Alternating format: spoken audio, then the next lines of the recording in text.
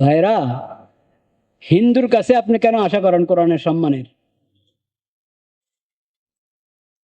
আপনি কোরআনের যথাযথ সম্মান করেন, আপনি কোরআনের যথাযথ হক আদায় করেন, কোরআনের যথাযথ মূল্যায়ন করি। কোরআনের স্থূল অবমাননা যেটা ঘটেছে, ঘটনাটা তো স্থূল অবমাননা। এটা এটা এরকম যারা ঘটায় ওরা মানুষের কাতারে নাই, ওরা অমানুষ, ওরা মানুষের কাতারে না। ওদেরকে যদি পাবনায় পাঠানো হয় সেখানেও সিট পাবে না,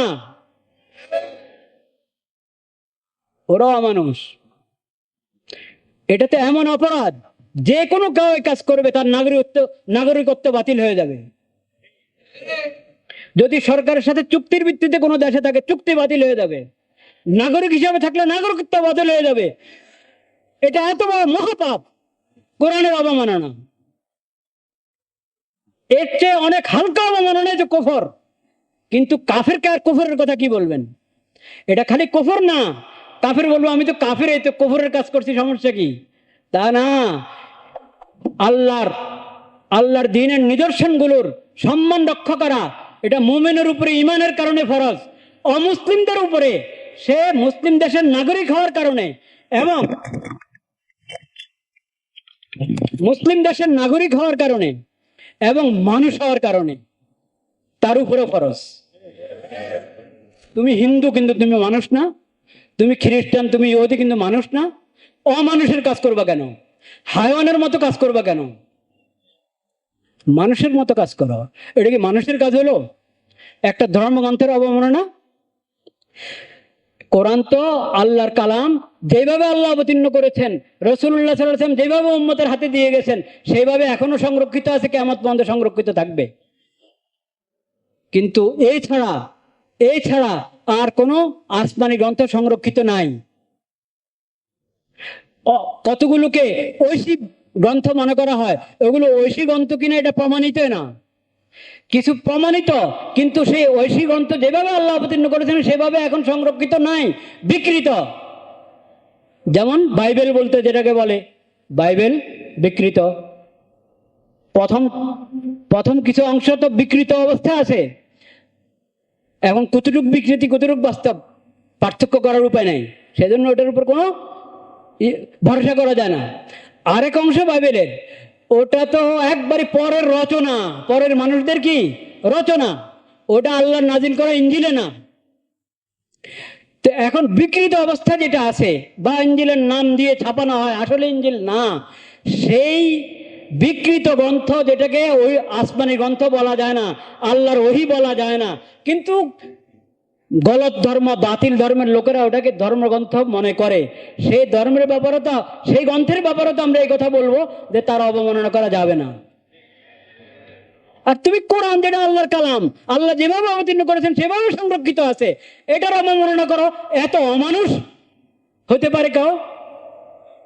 আর আমাদের প্রশাসনের লোকেরা এগুলো শুধু দেখেন, বুঝতে পারে, এগুলো এখন দেখেন। মিথ্যা ভুয়া অনেক কথা রটানো হয় যে অমুসলিমরা, সংখ্যালঘুরা নির্যাতিত, তারা এই নিরাপত্তা পাচ্ছে না যথাযথ, তারা আতঙ্কিত, কত কথা। হ্যাঁ, বেশিরভাগই অবাস্তব, বেশিরভাগই কি অবাস্তব। ওখানে একটু অবাস্তব কথা উঠে গেছে, এটার উপরে সবাই পেরেশান হয়ে যায়।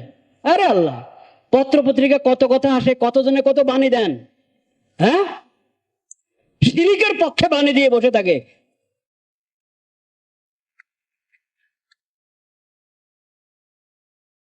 কিন্তু আল্লাহর কালাম যেটার উপরে তোমার ঈমান, তোমার যদি ঈমান নাও থাকে তো এটা আল্লাহর কালাম, এই ব্যাপারে কোনো সন্দেহ আছে? তো এটার এরকম অবমাননা হবে, একবারে সবার ঠোঁটে মনে হয় তালা, মুখে তালা সবাই। কিন্তু আমি তাদের কথা বলতে চাচ্ছি না এখন, আমি বলতে চাচ্ছি আমাদের মুসলিম ভাইদেরকে, কালিমা পাটকারী যাদের কোরআনের প্রতি ঈমান আছে তাদেরকে বলতে চাচ্ছি, কোরআনের মূল্যায়ন করি আমরা, কোরআনের কদর করি, কোরআনের সম্মান আমরা রক্ষা করি।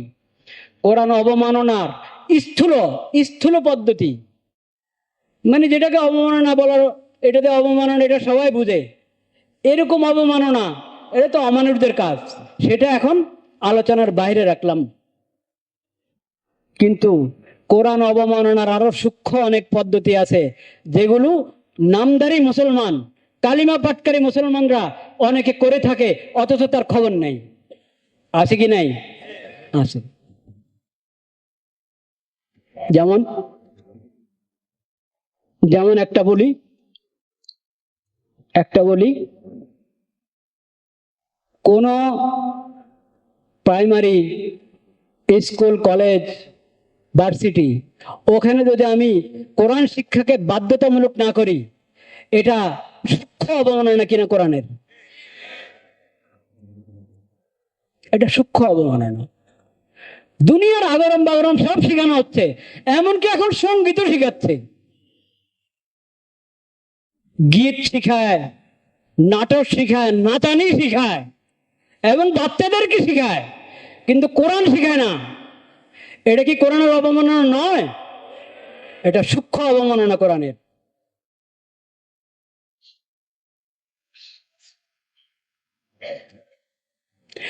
দেশের আইনের বিরোধিতা করলে এটা অন্যায়, অপরাধ।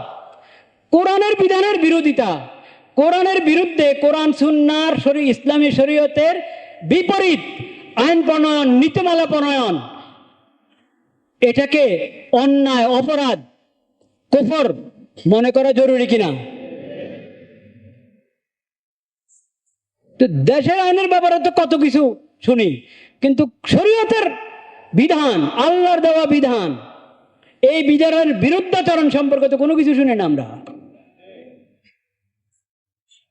কোরআন কি গিলাফ লাগিয়ে উপরে উঠে রাখবেন আর দেশ চলবে পশ্চিমাদের তরিকায়? এটা কোরআন অবমাননা কিনা? কোরআনের সূক্ষ্ম অবমাননা আছে অনেক। মনে হয় অবমাননা না, গিলাফ দিয়ে সুন্দর করে রেখেছে, হ্যাঁ, কিন্তু কোরআনের প্রতি যদি তোমার ঈমান থাকে, ইয়াহদি ইলাল হক ওয়া ইলা তারিকিম মুস্তাকিম, দিন জাতি যে কথা বললো, তুমি মুসলিম মানুষ, মানব হয়ে, ইনসান হয়ে কোরআনের সন্ধান পেয়েছো, তুমি এই কথা বলতে পারো না? ইয়াহদি ইলাল হক ওয়া ইলা তারিকিম মুস্তাকিম, দিন জাতি বলছে এই কোরআন হকের দিকে রাস্তা দেখায়, সঠিক রাস্তার দিকে কি দেখায়? পথ দেখায়। তো সঠিক রাস্তা, তরিকে মুস্তাকিম, ইসলামী শরীয়ত, আল হক, ঈমান, আকীদা,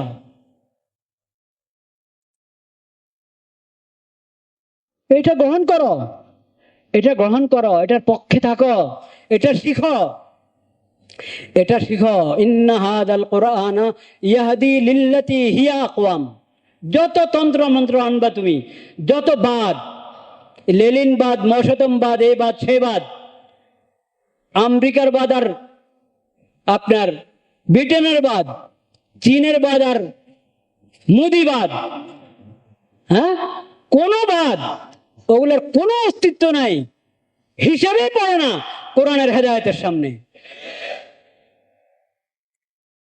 যারা মুসলিম তাদেরকে শিখতে হবে কোরআনের সর্বোচ্চ মূল্যায়ন, সর্বোচ্চ মর্যাদা, সর্বোচ্চ ঈমান কোরআনের প্রতি থাকতে হবে, কোরআনের বিধানের প্রতি থাকতে হবে, কোরআন যে শরীয়ত দিয়েছে সে শরীয়তের প্রতি থাকতে হবে। রাসূলুল্লাহ শিখাচ্ছেন আল্লাহর কাছে আশ্রয় গ্রহণ করো পড়ে যাওয়ার থেকে। ওয়া আউযু বিকা মিনাল হারাক ওয়া আউযু বিকা মিন আন ইয়াতাখাব্বাতানি আশ-শাইতানু ইনদাল মাউত। খালি দুনিয়ার মুসিবত থেকে বাঁচার জন্য আশ্রয় গ্রহণ করবো আল্লাহর, তা না। দুনিয়ার মুসিবত থেকে বাঁচার জন্য আল্লাহর আশ্রয় গ্রহণ করো, সাথে সাথে তোমার দ্বীন, ঈমান, আমল, আখলাক, তোমার আখিরাত, ওই সংক্রান্ত কোনো মুসিবত, বলা মুসিবত যাতে না আসে, সেজন্য আল্লাহর আশ্রয় গ্রহণ করো।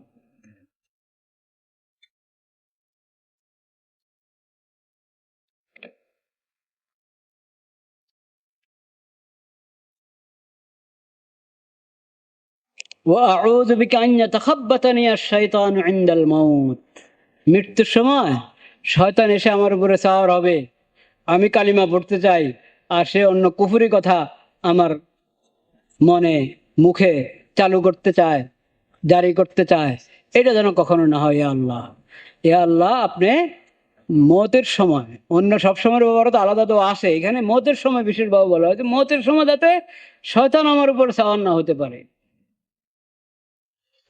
শয়তান আমাকে কুমন্ত্রণা দিয়ে খারাপ কিছু আমার মুখ থেকে বের না করতে পারে, আমাকে পেরেশান না করতে পারে। وأعوذ بك من أن وأعوذ بك أن أموت في سبيلك مدبرا وأعوذ بك أن أموت لديغا। আপনার রাস্তায় জেহাদে গেলাম, কিন্তু এরকম অবস্থা হয়েছে যে আমি জেহাদের ময়দান ছেড়ে উল্টা দিকে হাঁটা শুরু করেছি, ভয়ে বা পরিস্থিতির শিকার হয়ে বা শয়তানের ধোকায় জেহাদের ময়দান থেকে উল্টা দিকে হাঁটা শুরু করেছি, এই অবস্থায় আমার মওত আসবে, ইন্না লিল্লাহ। এ আল্লাহ, এমন যেন না হয়। আপনার রাস্তা আমি বের হয়েছি জেহাদের জন্য, জেহাদের ময়দানে শহীদ হলে হব, কিন্তু ভয়ে বা অন্য কোনো কারণে জেহাদের ময়দান থেকে উল্টা দিকে হাঁটবো আর ওখানে আমার মওত আসবে, এমন যেন না হয়। এখন তো জেহাদের কথা শুনতেই ভয় লাগে, জেহাদের কথা শুনতেই ভয় লাগে। জেহাদ যে শরীয়তের এত বড় বিধান, ফরজ বিধান, এটা কার্যকর করার দায়িত্ব হলো মুসলিম শাসকদের। কাদের দায়িত্ব? মুসলিম শাসকদের দায়িত্ব। গাজায় মুসলিম শাসকরা এই দায়িত্ব পালন করে নাই। সব মুসলমানদের দোয়ায় আল্লাহ তাআলা এখন ওখানে শান্তির একটা পরিবেশ করেছে। এই শান্তি চুক্তি সম্পাদন হলো ইসলাম এবং মুসলমানদের, মুসলিম বিশ্বের শত্রুর হাতে, ঠিক কিনা? লজ্জা মরে যাওয়া দরকার মুসলিম শাসক, যে হামাসকে শেষ করে দিয়েছে, গাজাকে শেষ করে দিয়েছে, ফিলিস্তিনকে শেষ করে দিয়েছে, ইসরায়েলের মতো জালিমকে স্বীকৃতি দিয়েছে, সেখানে দূতাবাস করেছে, সেই আমেরিকার ওই প্রেসিডেন্ট জালেম কমবাখ, সে এখন শান্তি চুক্তি নিয়ে সামনে আসতেছে। ওখানে শান্তির একটা পরিবেশ হয়েছে, একটা চুক্তি হয়েছে, সেটার জন্য আমরা আল্লাহ শুকর আদায় করি, বলেন আলহামদুলিল্লাহ। কিন্তু এটা এই লোকের হাতে যে গাজাকে শেষ করলো, 60-70 হাজার শিশু, নারী এবং সাধারণ নাগরিককে হত্যা করলো। হত্যা করার ক্ষেত্রে সবচেয়ে বেশি সহযোগিতা যে করেছে যে লোক, এখন সে, একটা কথা আছে, 100 বিল্লি মারকর হজ করানো, 100 চুহা মারকর হজ করানো, 100টা আপনার কি ইঁদুর ইয়ে করে শেষ করে মেরে করে এখন হজের দিকে রওনা, ঠিক আছে? সব শেষ করে এখন উনি ভদ্রলোক সেজেছে, শান্তির চুক্তি কায়েম করে। এটি তো কোন মুসলিম শাসকদের হাতে হতে পারতো, হয়নি কেন? আল্লাহ তাআলা মুসলিম শাসক করতে চেয়েছেন।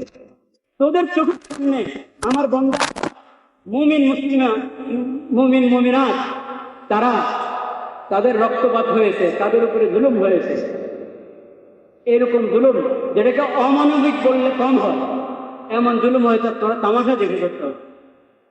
আমি তাদের উপরে নুসরত করবো, তোদের হাতে না, তোদের দুশ্মন, ওদের দুশ্মন, ওর হাতে এটা হবে। ওর হাতে হওয়ার কারণে তার ফজিলত বাড়বে না, তার মর্যাদা বাড়বে না, সে যে শয়তান এটা সবাই জানে।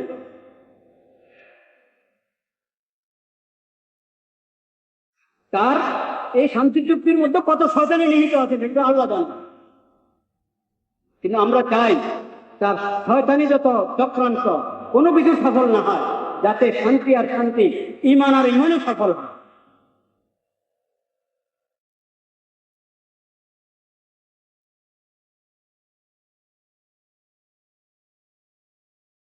মুসলিম শাসকদেরকে সজাগ হতে হবে। চাদুর মুড়ি দিয়ে যেভাবে শুয়ে আছেন ওনারা, এইভাবে ওনাদের গতি টিকবে না। এটা আজকে আর কালকের মেথড, এটা আজকে আর কালকের মেথড।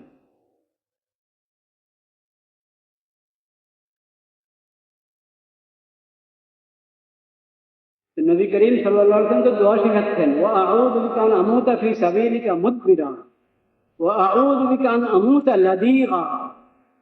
সাপে দর্শন করলো বা এই ধরনের কোনো বিষাক্ত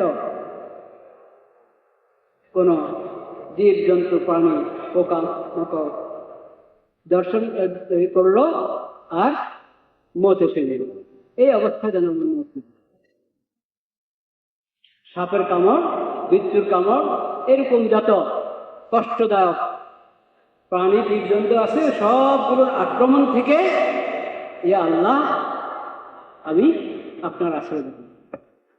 দেখেন কি বাকি বাকি দেখেন, আল্লাহুম্মা ইন্নী আউযু বিকা মিনাল হাদাম মিনাল হাদমি ওয়া আউযু বিকা মিনাত তারাদ্দি ওয়া আউযু বিকা মিনাল গাম্মি ওয়াল গরকি ওয়াল হারাকি ওয়াল হারাম ওয়া আউযু বিকা আন ইয়াতাখাব্বাতানি আশ-শাইতানু ইনদাল মাউত ওয়া আউযু বিকা আন আমুতা ফি সাবিলিকা মুদবিরা ওয়া আউযু বিকা আন আমুতা লাদিগা।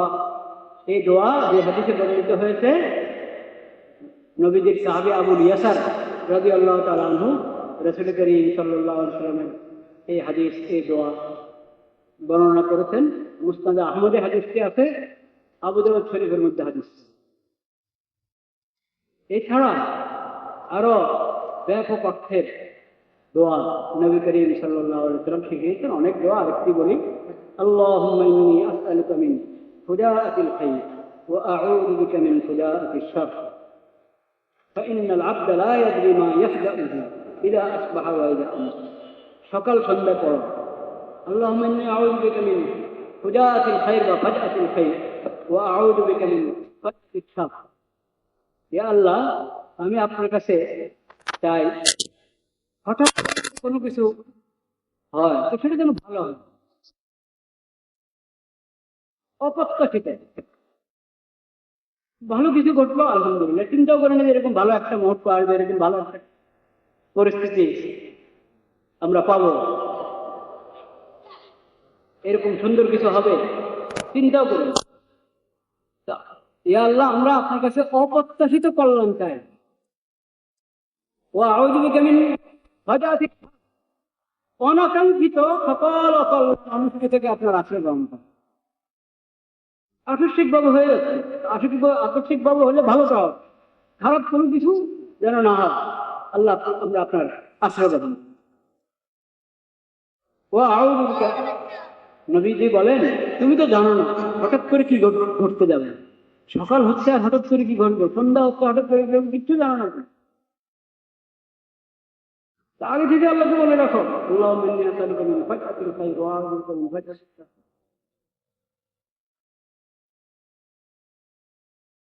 নবী করিম সাল্লাল্লাহু আলাইহি ওয়াসাল্লাম বলেছেন, ইযা রাআইতুমুল হারিকা ফাকাব্বিরু ফা ইন্নাত তাকবীরা ইউতফিউ। আগুন লেগে গেছে, ধাঁধা করে জ্বলছে আগুন, এখন ফায়ার সার্ভিসের সার্ভিস তো অবশ্যই গ্রহণ করবেন, আর ফায়ার সার্ভিসের লোক আসার অপেক্ষাকারী বসে থাকবেন, যার যত সামর্থ্য আছে সেই ব্যবস্থা গ্রহণ করবেন, কিন্তু সাথে আরেকটা কাজ করেন, আগুন যখনই দেখলেন তখনই আল্লাহু আকবার বলেন, আল্লাহু আকবার আল্লাহু আকবার তাকবীর দিতে থাকো, তাকবীর দিতে থাকো, আল্লাহু আকবার আল্লাহু আকবার বলতে থাকো, ইনশাআল্লাহ আগুন নিবে।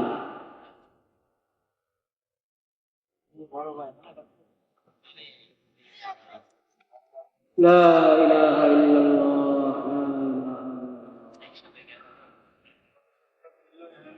দ্বিতীয় যে বিষয়টা আমি বলতে চাচ্ছিলাম, হামদ সানার পর কোরআন কারীমের সূরাতুল আহকাফ থেকে কয়েকটা আয়াত তেলাওয়াত করেন। কোরআন শরীফ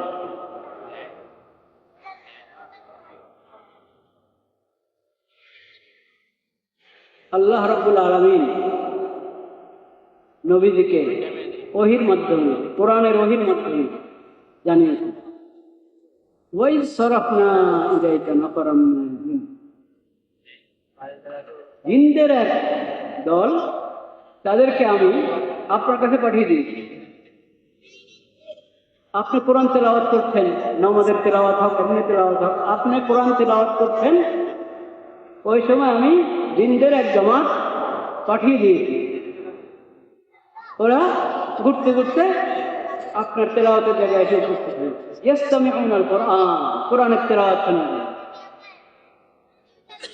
ফালাম্মা হাযারুহু ক্বালু আনসিতু, যখন এই তেলাওয়াতের পরিবেশে ওরা এসে পৌঁছলো, কোরআনের তেলাওয়াত হচ্ছে, সবাইকে সতর্ক করে আনসিতু, এই সবাই চুপ হও, চুপ হও, খেয়াল করে শোনো।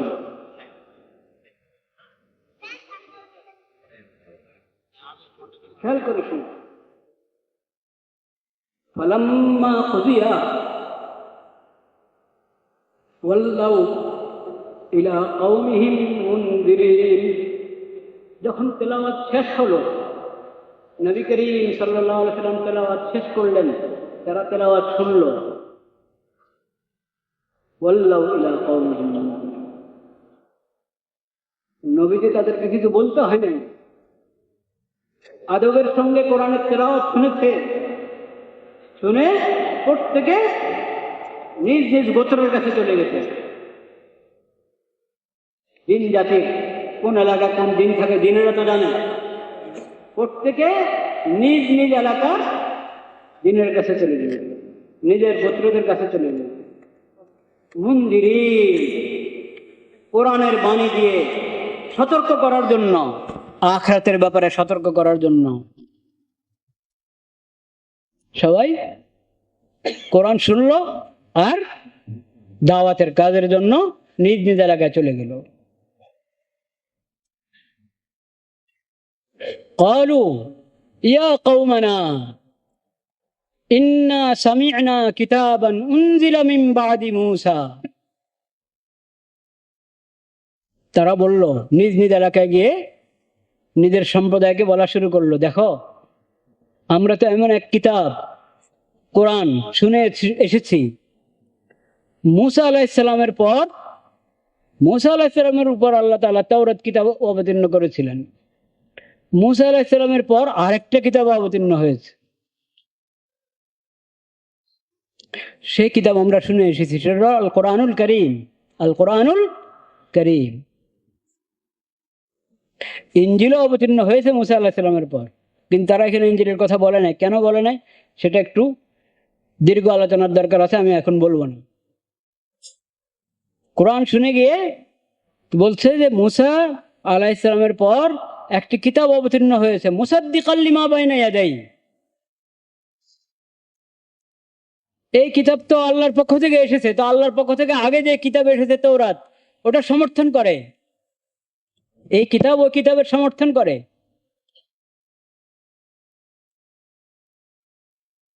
ইয়াহদি ইলাল হক্কি ওয়া ইলা তারিকিম মুস্তাকিম, এই কিতাব হকের রাস্তা দেখায় এবং সঠিক রাস্তা দেখায়। ইয়াহদি ইলাল হক ওয়া ইলা তারিকিম মুস্তাকিম। ইয়া কওমানা আদিবু দাঈ আল্লাহ, দেখো তোমরা আল্লাহর দাঈর কথা শুনো। এই নবী, আখিরি নবী হযরত মুহাম্মদ মুস্তাফা সাল্লাল্লাহু আলাইহি সাল্লাম, আল্লাহ যাকে ওহীর মাধ্যমে আখিরি নবী হিসেবে পাঠিয়েছেন, এবং তিনি আল্লাহর দাঈ। সকল নবী আল্লাহর দাঈ। নবীরা আল্লাহর দাঈ হওয়া তো একবার নিশ্চিত, আল্লাহর পছন্দের দাঈ, নবীদের ওয়ারিস যারা, আর আখিরি নবীর ওয়ারিস তো শুধু উম্মতে মুহাম্মদিয়ার মধ্যে যারা তার ওয়ারিস, তারা দাওয়াতের কাজ করে, কিন্তু তাদের দাওয়াতে হঠাৎ কোনো জায়গায় কোনো ভুল হয়ে যেতে পারে,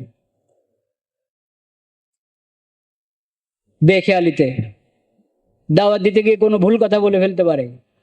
এমনি তো যারা ইলম হাসিল করা ছাড়া দাওয়াতের কাজ করে তাদের তো ভুল হইতেই থাকে। এজন্য দাওয়াতের কাজ করার জন্য আগে ইলম শিখতে হবে। তাবলীগ জামাতের মধ্যে যে 6টা উসুল, ওটার মধ্যে ইলম ও জিকিরের কথা আছে কি নাই? কেন? দাওয়াতের কাজ ইলম ও জিকির ছাড়া হয় না। কিন্তু তাবলীগ জামাতের অনেক সাথী ওরা চায় ইলম ও জিকির ছাড়া দাওয়াতের কাজ করবে। এইভাবে দাওয়াত কখনো সফল হবে না। আর কিছু সাথী তো একবারেই নিয়ত বেঁধেই আলাদা হয়ে গেছে ইলম ও জিকির থেকে, নাম ব্যবহার করে ইলম ও জিকিরের। নাম ব্যবহার করে ইকরামুল মুসলিমিনের, কিন্তু টঙ্গিতে মুসলমানদেরকে কতল করে।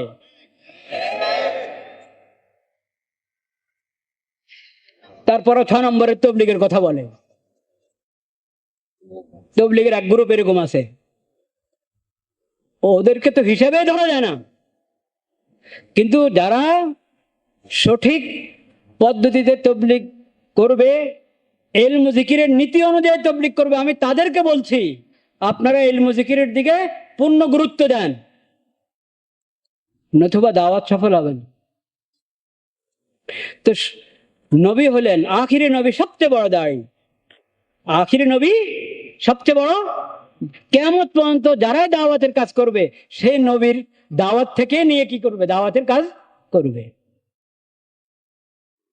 তো জিন জাতি তারা নিজের সম্প্রদায়কে বুঝাচ্ছে আল্লাহর এই দায়ী আখিরি নবী হযরত মুহাম্মদ মুস্তাফা সাল্লাল্লাহু আলাইহি সাল্লাম, তার দাওয়াতে সাড়া দাও, ও আমিনু বিহি, তার প্রতি ঈমান আনো, তার উপর আল্লাহ যে কোরআন অবতীর্ণ করেছেন সে কোরআনের উপর ঈমান আনো। ইয়াগফির লাকুম মিন যুনুবিকুম ওয়া ইউজিরকুম মিন আযাবিন আলীম, তাহলে আল্লাহ তোমাদেরকে ক্ষমা করে দিবেন, আল্লাহ তোমাদেরকে শাস্তি থেকে, কবরের শাস্তি, হাসরের শাস্তি, আখিরাতের জাহান্নামের শাস্তি, যন্ত্রণাদায়ক শাস্তি থেকে আল্লাহ তোমাদেরকে হেফাজত করবেন যদি ঈমান আনো। ওয়ামান লা ইউজিব দাঈ আল্লাহ ফালাইসা বিমুজিজিন ফিল আরদ, আর যদি এই দায়ের দাওয়াতে সাড়া না দাও তাহলে তুমি কি করতে পারবা? কিচ্ছু করতে পারবা না। আল্লাহর বিরুদ্ধে দাঁড়িয়ে কাও সফল হতে পারে? কখনো পারে না, কিচ্ছু করতে পারবে না তুমি। দুনিয়াতে দায়ীদেরকে কষ্ট দিতে পারো, মুমিনদেরকে কষ্ট দিতে পারো, মুসলমানদেরকে কষ্ট দিতে পারো, না না, এই কষ্ট দিয়ে তুমি সফল হবে না কখনো। এটা তোমার জিন্দগিকে আরো বরবাদ করবে, তোমার কবরকে আরো কঠিন করবে, তোমার হাসরকে আরো কঠিন করবে, তোমার জাহান্নামকে আরো বেশি যন্ত্রণাদায়ক বানিয়ে দিবে। ফালাইসা বিমুজিজিন ফিল আরদ উলাইকা ফি দালালিম মুবিন, যে ঈমান আনলো না সে স্পষ্ট গোমরাহির মধ্যে আছে। এই হলো কোরআন। কোরআনের কদর জিন জাতীয় বুঝেছে, কোরআনের কদর ফেরেশতারা বুঝেছেন। কারা? ফেরেশতারা। কি কদর বুঝেছেন ফেরেশতারা কোরআনের? আকিমিস সালাতা লিদুলুকিশ শামস ইলা গাসাকিল লাইল ওয়া কুরআনাল ফজর ইন্না কুরআনাল ফজরি কানা মাশহুদা। ফেরেশতারা কোরআনের কদর কিভাবে বুঝেছেন, কিভাবে কদর করেন কোরআনের? রব্বুল আলামিন বলেন, যখন সূর্য ঢলে যাবে দুপুর, তখন সালাত কায়েম করো। সেটা কোন নামাজ? জোহরের নামাজ। ইলা গাসাকিল লাইল, রাতের অন্ধকার পর্যন্ত, জোহর, আসর, মাগরিব, এশা। নবীজির শিক্ষা। আপনি শুধু যদি এই আয়াত পড়েন, এই আয়াতের বাহ্যিক যে অর্থ সেটা যদি কেউ বুঝে বসে থাকে, তাহলে তাকে জোহরের নামাজের সময় হওয়ার পর থেকে নিয়ে রাতের একবারে অন্ধকার হওয়া পর্যন্ত লাগাতার নামাজে থাকতে হবে। পারবেন? দৈনিক জোহরের নামাজের সময় যখন সময় হয় তখন থেকে যে দাঁড়াবেন নামাজে, একবারই রাতের 9টা-10টা পর্যন্ত নামাজ পড়তেই থাকবেন।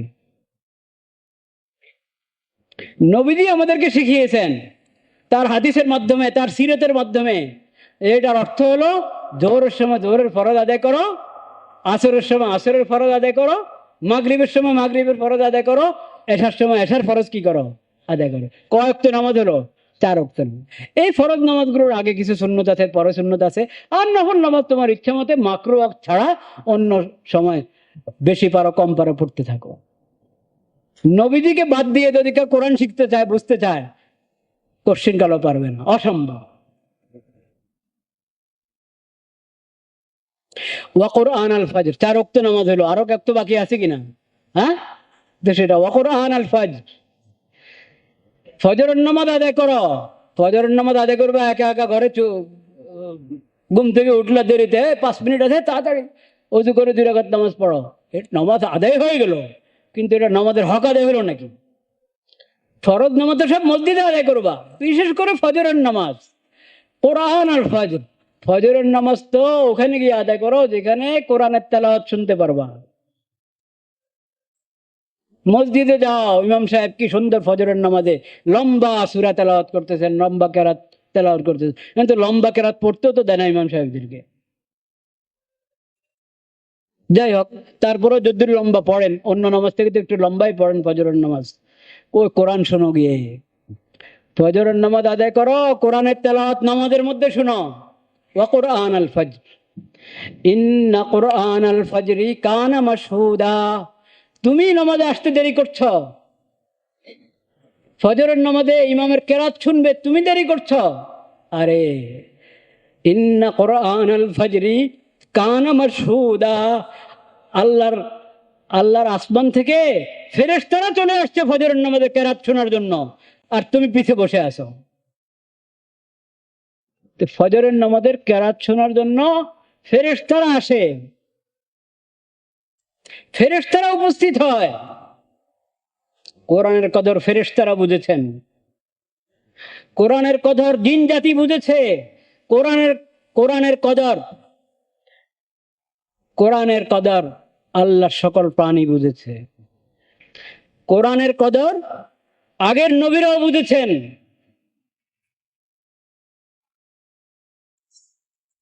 শুনেছেন তারা কোরআনের কথা, কোরআন দেখে যান নাই।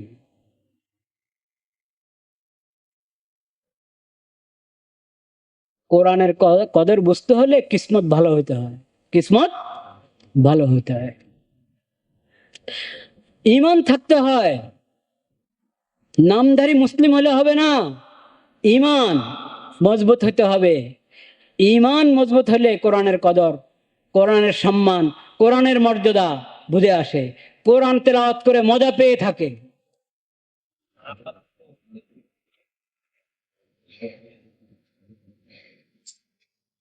ফেরেশতারা কত বেশি সম্মান, শুধু কোরআনের না, কোরআন তেলাওয়াতকারীর কত সম্মান করে ফেরেশতারা।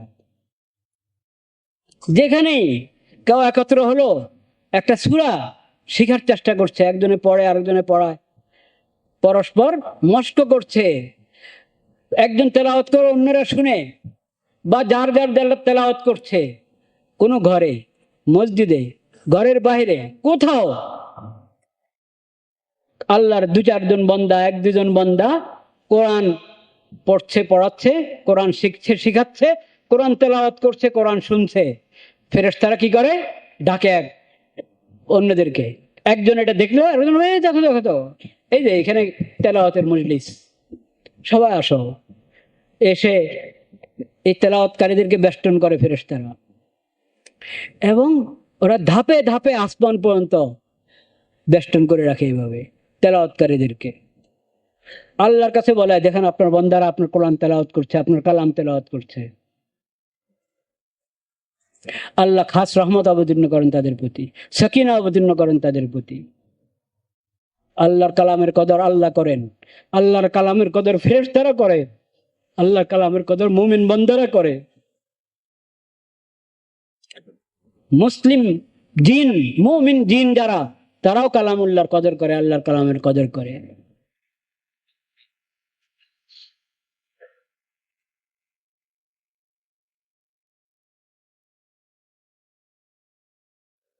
কিন্তু আমাদের মধ্যে কোথায় কোরআনের কতটুক, কে কয় পারা করে তেলাওয়াত করে দৈনিক? সহি শুদ্ধ তেলাওয়াত কয়জন শিখেছি? এটাকে কাজে মনে করে না। এই যে নমাজ আদায় করার মনে করে যে নমাজে পড়ার জন্য কোরআন, এই 3-4 সূরা শিখো, বাস কাজ শেষ। বলেন নাউজুবিল্লাহ। আরে 3-4 সূরা শিখলে এটা তো নমাজের জন্য, এটা তো নমাজের কাজ। কোরআন আল্লাহ অবতীর্ণ করেছেন শুধু ফরজ নামাজ কোন রকম 3 আয়াত দিয়ে, 2 আয়াত দিয়ে, লম্বা 2 আয়াত, 1 আয়াত বা ছোট 3 আয়াত দিয়ে পড়ার জন্য। এটা তো হলো ঠেকা। এখনো আমি শিখতে পারি নাই, চলো কুরু আল্লাহ ইন্না আতানা শিখে নিলাম। এই ছোট সূরাগুলোরও অনেক মূল্য, অনেক সওয়াব, অনেক মর্যাদা, কিন্তু পুরো কোরআনেরও তো মর্যাদা আছে। তুমি ইন্না আতায় না করু আল্লাহ ওয়াল আস এতটুকু শিখলা, আর শিখার চেষ্টা করছো না। এগুলো শিখেছো তাও শুদ্ধ করার চেষ্টা করছো না। এটা কোরআনের মূল্যায়ন হলো না, কোরআনের হক আদায় হলো না। কোরআনের প্রতি যে তোমার ইমান, সে হক আদায় হলো না। কোরআন শিখো, সহি শুদ্ধ তেলাওয়াত শিখো এবং দৈনিক তেলাওয়াত করো, দৈনিক তেলাওয়াত। আনা আল্লাইলি ওয়া আতরাফান নাহার, রাত্রে তেলাওয়াত করো, দিনে তেলাওয়াত করো, সকালে তেলাওয়াত করো, দুপুরে করো, বিকালে করো। সেই দিন রাত তেলাওয়াত করবে। অনেক সময় দিনে 5 বার, রাতে 5 বার, তাহাজ্জুদের নামাজে উঠে তেলাওয়াত করবে, শেষ সাথে নফল নামাজে পড়ার পর তেলাওয়াত করবে। ওটা তো নাই। এখন দৈনিক 1 পারা তেলাওয়াত করবে, এরকম মানুষ খুঁজে পাওয়া এখন মুশকিল হয়ে গেছে। দৈনিক 1 পারা তেলাওয়াত করবে নিয়মিত। একজন হাফেজ দৈনিক 3 পারা তেলাওয়াত করবে, এরকম হাফেজ গুনলে দেখা যাবে অল্প কয়জন বের হবে। হাফেজ না কিন্তু তেলাওয়াত, সহি তেলাওয়াত শিখেছে, এরকম মানুষ যদি 1000 হন, তাদের মধ্যে 100 পাওয়া মুশকিল হবে দৈনিক নিয়মিত 1 পারা তেলাওয়াত করে।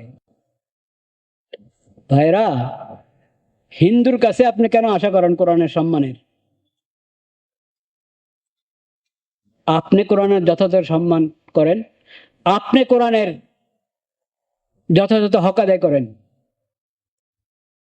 কোরআনের যথাযথ মূল্যায়ন করি। কোরআনের স্থূল অবমাননা যেটা ঘটেছে, ঘটনাটা তো স্থূল অবমাননা। এটা এরকম যারা ঘটায়, ওরা মানুষের কাতারে নাই, ওরা অমানুষ, ওরা মানুষের কাতারে না। ওদেরকে যদি পাবনা পাঠানো হয়, সেখানেও সিট পাবে না, ওরা অমানুষ। এটাতে এমন অপরাধ, যে কোনো কাজ করবে তার নাগরিকত্ব বাতিল হয়ে যাবে। যদি সরকারের সাথে চুক্তির ভিত্তিতে কোনো দেশে থাকে, চুক্তি বাতিল হয়ে যাবে। নাগরিক হিসাবে থাকলে নাগরিকত্ব বাতিল হয়ে যাবে।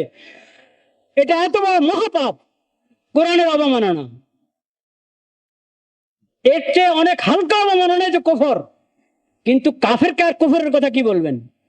এটা খালি কুফর না, কাফের বলবো আমি তো কাফের, এই তো কুফরের কাজ করছি, সমস্যা কি? তা না, আল্লাহর দ্বীনের নিদর্শনগুলোর সম্মান রক্ষা করা, এটা মুমিনের উপরে ইমানের কারণে ফরজ। অমুসলিমদের উপরে, সে মুসলিম দেশের নাগরিক হওয়ার কারণে এবং মুসলিম দেশের নাগরিক হওয়ার কারণে এবং মানুষ হওয়ার কারণে তার উপরে ফরজ। তুমি হিন্দু কিন্তু তুমি মানুষ না, তুমি খ্রিস্টান, তুমি ইহুদি কিন্তু মানুষ না। অমানুষের কাজ করবা কেন? হায়ওয়ানের মতো কাজ করবা কেন? মানুষের মতো কাজ করো। এটা কি মানুষের কাজ হলো? একটা ধর্মগ্রন্থের অবমাননা। কোরআন তো আল্লাহর কালাম, যেভাবে আল্লাহ অবতীর্ণ করেছেন, রাসূলুল্লাহ সাল্লাল্লাহু আলাইহি ওয়াসাল্লাম যেভাবে উম্মতের হাতে দিয়ে গেছেন, সেইভাবে এখনো সংরক্ষিত আছে, কিয়ামত পর্যন্ত সংরক্ষিত থাকবে। কিন্তু এই ছাড়া আর কোনো আসমানি গ্রন্থ সংরক্ষিত নাই। কতগুলোকে ঐশী গ্রন্থ মনে করা হয়, ওগুলো ঐশী গ্রন্থ কিনা এটা প্রমাণিত না। কিছু প্রমাণিত, কিন্তু সেই ঐশী গ্রন্থ যেভাবে আল্লাহ অবতীর্ণ করেছেন সেভাবে এখন সংরক্ষিত নাই, বিকৃত। যেমন বাইবেল বলতে যেটাকে বলে, বাইবেল বিকৃত। প্রথম কিছু অংশ তো বিকৃত অবস্থা আছে। এখন কতটুক বিকৃতি, কতটুক বাস্তব, পার্থক্য করার উপায় নাই। সেজন্য ওটার উপর কোনো ভরসা করা যায় না। আরেক অংশ বাইবেলের, ওটা তো একবারে পরের রচনা, পরের মানুষদের কি রচনা, ওটা আল্লাহ নাজিল করা ইঞ্জিলে না।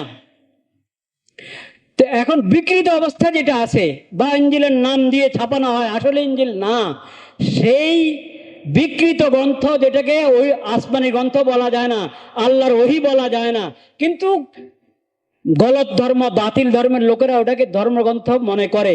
সেই ধর্মের ব্যাপারে তো, সেই গ্রন্থের ব্যাপারে তো আমরা এই কথা বলবো যে তার অবমাননা করা যাবে না। আর তুমি কোরআন, যেটা আল্লাহর কালাম, আল্লাহ যেভাবে অবতীর্ণ করেছেন সেভাবে সংরক্ষিত আছে, এটার অবমাননা করো। এত অমানুষ হতে পারে কেউ?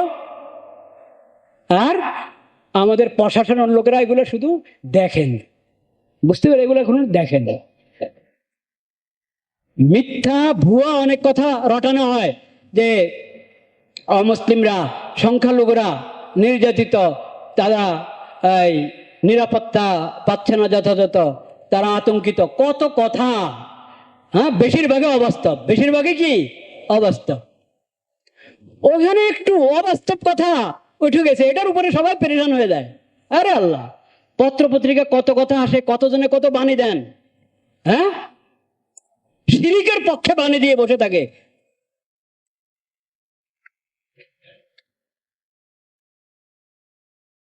কিন্তু আল্লাহর কালাম যেটার উপরে তোমার ইমান, তোমার যদি ইমান নাও থাকে তো এটা আল্লাহর কালাম, এই ব্যাপারে কোনো সন্দেহ আছে? তো এটার এরকম অবমাননা হবে, একবারে সবার ঠোঁটে মনে হয় তালা, মুখে তালা সবাই। কিন্তু আমি তাদের কথা বলতে চাচ্ছি না এখন, আমি বলতে চাচ্ছি আমাদের মুসলিম ভাইদেরকে, কালিমা পাটকারী যাদের কোরআনের প্রতি ঈমান আছে, তাদেরকে বলতে চাচ্ছি, কোরআনের মূল্যায়ন করি আমরা, কোরআনের কদর করি, কোরআনের সম্মান আমরা রক্ষা করি। কোরআন অবমাননার স্থূল স্থূল পদ্ধতি, মানে যেটাকে অবমাননা বলার, এটাতে অবমাননা, এটা সবাই বুঝে, এরকম অবমাননা এটা তো অমানুষদের কাজ, সেটা এখন আলোচনার বাইরে রাখলাম। কিন্তু কোরআন অবমাননার আরো সূক্ষ্ম অনেক পদ্ধতি আছে, যেগুলো নামধারী মুসলমান, কালিমা পাটকারী মুসলমানরা অনেকে করে থাকে, অথচ তার খবর নেই। আছে কি নাই? আছে। যেমন যেমন একটা বলি,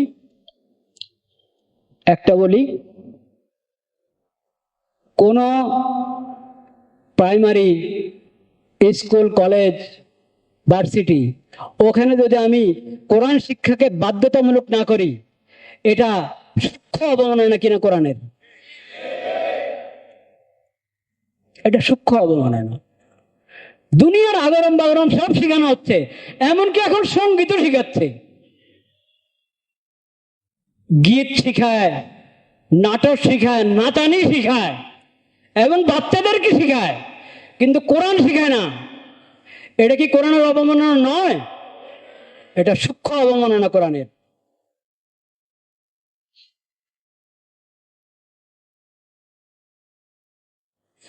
দেশের আইনের বিরোধিতা করলে এটা অন্যায়, অপরাধ। কোরআনের বিধানের বিরোধিতা, কোরআনের বিরুদ্ধে, কোরআন সুন্নাহর ইসলামী শরীয়তের বিপরীত আইন প্রণয়ন, নীতিমালা প্রণয়ন, এটাকে অন্যায়, অপরাধ, কুফর মনে করা জরুরি কিনা?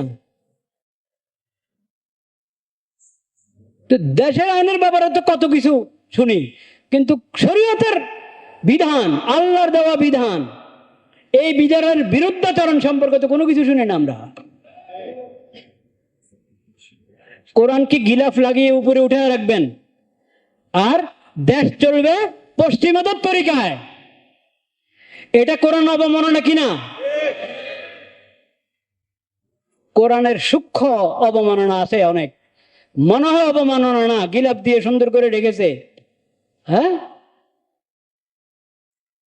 কিন্তু কোরআনের প্রতি যদি তোমার ঈমান থাকে, ইয়াহদি ইলাল হক ওয়া ইলা তারিকিম মুস্তাকিম, দিন জাতি যে কথা বললো, তুমি মুসলিম মানুষ, মানব হয়ে, ইনসান হয়ে কোরআনের সন্ধান পেয়েছো, তুমি একথা বলতে পারো না?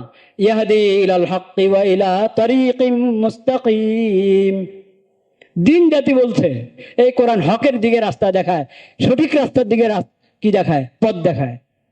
তো সঠিক রাস্তা, তরিকে মুস্তাকিম, ইসলামী শরীয়ত, আল হক, ঈমান, আকীদা,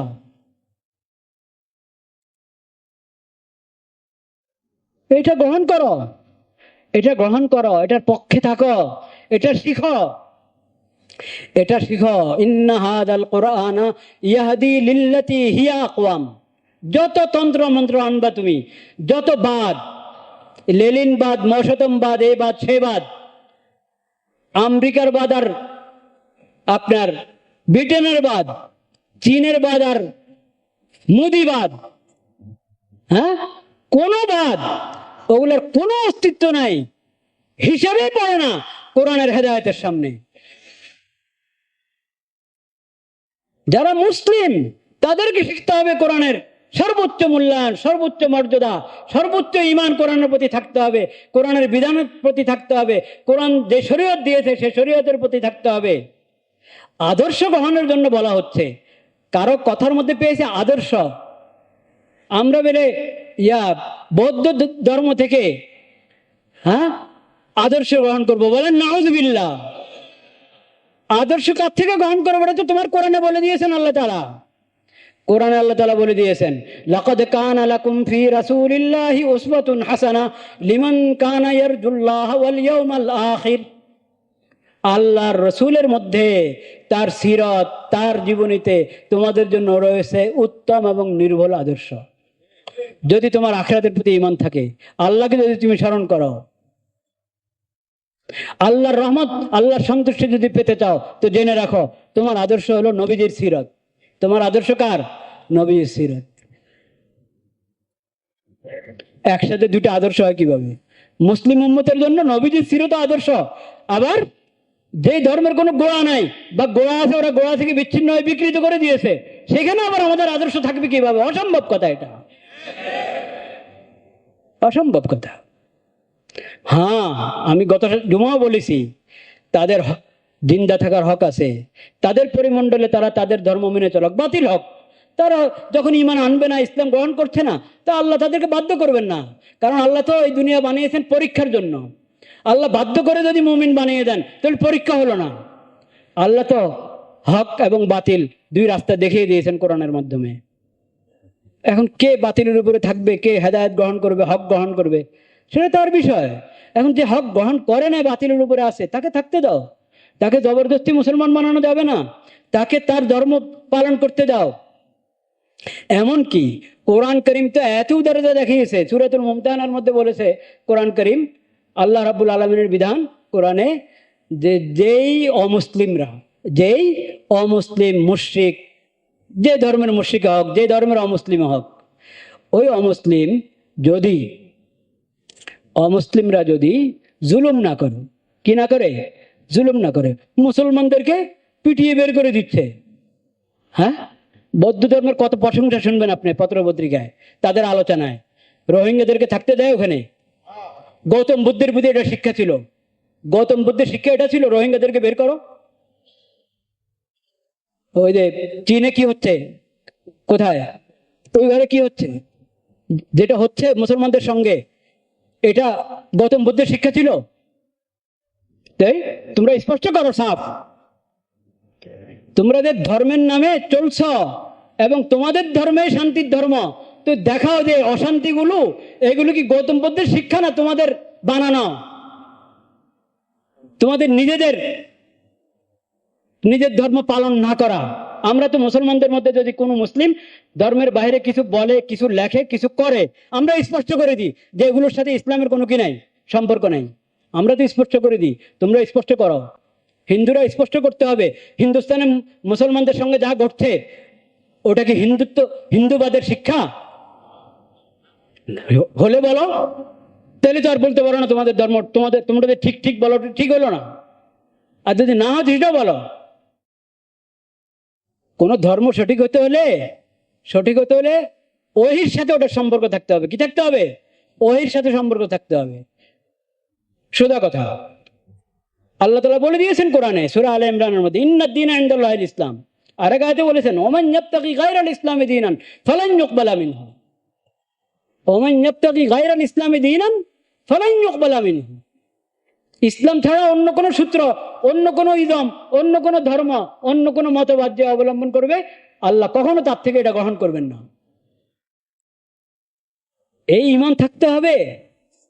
আর আমি বলছিলাম যে মুসলিমদের ব্যাপারে কোরআন কি বলেছে, যদি জুলুম না করে, মুসলমানদেরকে তার দেশ থেকে, ভূমি থেকে উৎখাত না করে, নিজে বাতিলের উপরে কিন্তু উল্টা জুলুম করে, কি করে না করে? যদি জুলুম না করে, মুমিনদেরকে তার ভূমি থেকে উৎখাত না করে, তাদের উপরে কোনো জানমালের নিরাপত্তা নষ্ট না করে, তাইলে এমন অমুসলিম যারা, তাদের সঙ্গে তোমরা সদাচরণ করা, তাদেরকে কোনো কিছু সদকা খায়রাত করা, ওটাতে কোনো মানা নেই। ওটাতে কি নাই? মানা নেই। দেখেন আপনি, এটা কোরআনের কথা, সূরাতুল মুমতাহানার মধ্যে, লা ইয়ানহাকুমুল্লাহ এদের সঙ্গে সদাচরণ করো, এদেরকে তোমরা সৎকা খায়রাত যদি করো, এতে কোনো আপত্তি নাই।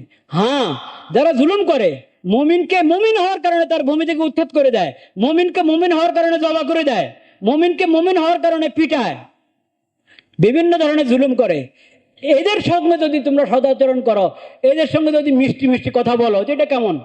আল্লাহ তাআলা এটার অনুমতি দেন না তোমাদেরকে, যে জলেম হিন্দুর সাথে, জলেম বৌদ্ধর সাথে, জলেম ইহুদি, জলেম খ্রিস্টান, ওই জলেমদের সঙ্গে মিষ্টি কথা বলবা, তাদের সাথে হাত মিলাবা, তাদের সাথে সদাচরণ করবা, এই অনুমতি আল্লাহ তাআলা তোমাদেরকে দেন না। আল্লাহ ভাগ করে দিয়েছেন। কিন্তু এখন হলো যে অমুসলিম যত বড় জলেম, তাদের সাথে আমাদের শাসকরা তত বেশি মিষ্টি কথা বলে।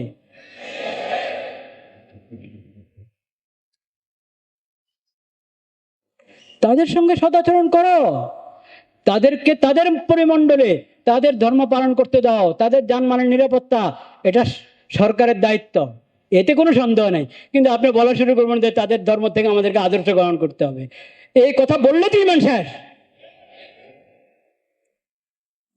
শিরিক এবং সভ্যতা, অমুসলিম মুশরিক জাতির শিরিক এবং তাদের সভ্যতা, তাদের ধর্ম, তাদের ধর্মকর্ম, তাদের ধর্মের মধ্যে বিভিন্ন বিধান আছে, ওইসব বিধান আপনার জন্য পালনীয় নয়।